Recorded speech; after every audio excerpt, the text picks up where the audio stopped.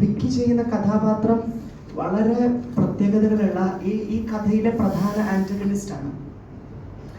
അപ്പോൾ എലന ഇങ്ങനെ വേണം, ഈ കഥാപാത്രം ഇങ്ങനെ ഒരു വ്യക്തി ആയിരിക്കണം എന്നുള്ളതിൽ വളരെ കണ്ണിങ് ആയിരുന്നു. അപ്പോൾ ഈ ഒരു കഥാപാത്രത്തിന് ചേരുന്ന ഒരു വ്യക്തിയെ ഇങ്ങനെ അന്വേഷിച്ച് നടക്കുന്നതിൽ മഹാലക്ഷ്മിയാണ് അതിനെന്നെ സഹായിച്ചത്. മഹയാണ് വിക്കി ഭാരതിയെ സജസ്റ്റ് ചെയ്തത്, ഇങ്ങനെയൊരു ഡാൻസ്, ഇങ്ങനൊരു ആർട്ടിസ്റ്റ് ഉണ്ട്, നമുക്ക് ശ്രമിച്ചാലോ.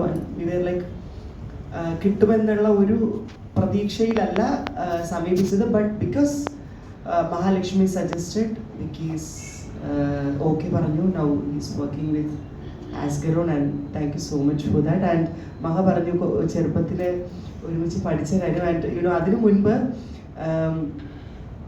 because at that time she was a celebrity and now also she is a celebrity.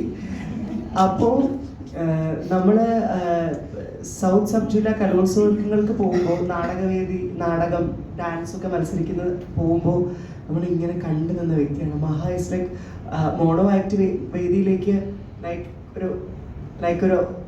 an actress, you know, like ഒരു ഇന്ന് നമ്മൾ അന്ന് നേരിട്ട് കാണുന്ന ഒരു ആ പ്രായത്തിൽ നേരിട്ട് കാണുന്ന ഒരു സെലിബ്രിറ്റി, ഒരു അഭിനേത്രി ആയിരുന്നു മഹ. ഇങ്ങനെ വരുന്നു, സ്റ്റേജിൽ മോണോ ആക്ട് ചെയ്യുന്നു, പോകുന്നു. നമ്മളിങ്ങനെ കണ്ടിരുന്ന ഒരു വ്യക്തി, ആ വ്യക്തിയുടെ കൂടെ ഇന്ന് വർക്ക് ചെയ്യാൻ സാധിക്കുന്നു. പിന്നീട് ഒരുമിച്ച് ഞങ്ങൾ ഒരു ഗുരുകുലത്തിലായിരുന്നു പഠിച്ചതൊക്കെ. ബട്ട് ഇപ്പോൾ ഒരുമിച്ച് വർക്ക് ചെയ്യുന്നു എന്ന കാര്യം ആലോചിക്കുമ്പോൾ അത് വളരെ ഒരു ലൈക്ക് എലന always is some high power, ഒരു ഉന്നതമായ ശക്തിയുടെ ഒരു ഇതാണെന്ന് വിശ്വസിക്കുന്നു. ദേവിഷ് ആൻഡ് ശ്യാമ രണ്ടുപേരും.